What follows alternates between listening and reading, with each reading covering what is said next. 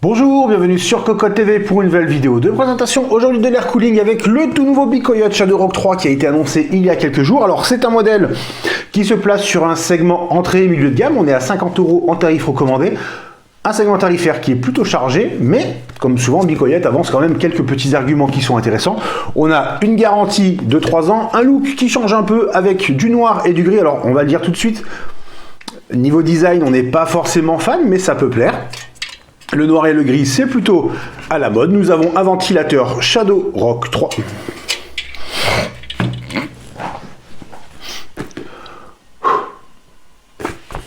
Bonjour, bienvenue sur Cocotte TV pour une nouvelle vidéo. Bonjour, bienvenue sur Cocotte TV pour une nouvelle vidéo de présentation aujourd'hui de l'air cooling avec le tout nouveau BeCoyote Shadowrock 3 qui a été annoncé il y a quelques jours. On l'avait découvert lors du CES à Las Vegas et c'est un modèle qui est plutôt intéressant. Niveau design, ça change un peu de ce que propose habituellement la marque. On enlève le gros top en aluminium, on passe sur quelque chose d'un peu plus simple avec du noir et du gris. Alors, on va le dire tout de suite, à la ferme, on n'est pas forcément fan. Cela dit, dans un boîtier qui est fermé, sans verre trempé, sans plastique transparent sur le côté. Ma foi, on s'en fiche, finalement c'est comme d'autres marques, le design n'est pas forcément le plus important, ce qui compte c'est les performances et ça on le verra avec le test. Au niveau du tarif, c'est important de le signaler, on est sur un segment très concurrentiel puisqu'on se situe à 50 € en tarif public recommandé. On est donc sur un positionnement entrée-milieu de gamme, plutôt chargé, on l'a dit, il faudra donc voir ce que ça vaut face à la concurrence. Tout de suite on découvre plus en détail le produit. Le Shadowrock 3, le voici. Nous avons donc un top, nous l'avons dit, qui est noir et gris. Alors, on le voit peut-être pas sur la vidéo, mais il y a quelques petits impacts au niveau du top. Qu'est-ce que c'est tout simplement? En fait, il recouvre les caloducs afin de donner une finition un peu mieux finie. C'est redondant, mais c'est comme ça. Et les caloducs pourront être pointus quand on presse. Ça appuie un peu dessus et ça fait une petite marque. Alors, est-ce qu'on le voit? Oui. Est-ce qu'on s'attarde dessus? Pas du tout, donc pour nous, ça reste du détail. La finition reste sympathique, même si, on l'entend, les ailettes sont fines par rapport à d'autres modèles de la marque. Alors, ça ne se plie pas facilement, on peut le constater, il n'y a aucun problème par rapport à ça, mais on en tiendra compte lors des manipulations. Sur le dessus, nous avons ici un trou avec une longue rainure à l'arrière, tout simplement pour faire passer le tournevis qui est présent dans le bundle.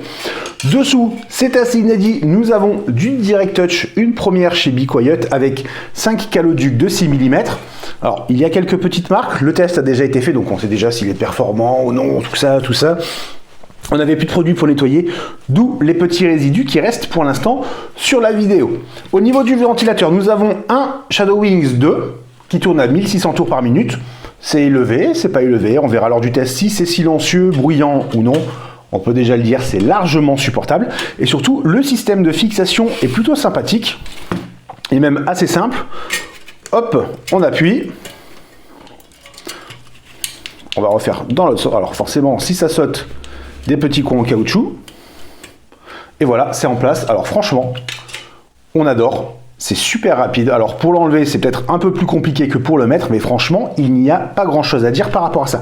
Bref, ventilateur 220 mm avec des coins en caoutchouc qui sont déjà en place. 1600 tours par minute. La hauteur totale est de 163 mm. On aurait préféré 160 mm, forcément, mais bon, 163, ça reste quand même plutôt contenu, surtout par rapport au gabarit qui rappelle forcément les anciens Thermalright Macho. Du coup, ça va être une de nos références avec par exemple des Silentium PC pour voir ce que ça donne au niveau des performances. La finition, nous l'avons dit, est sympathique. Alors, c'est brut.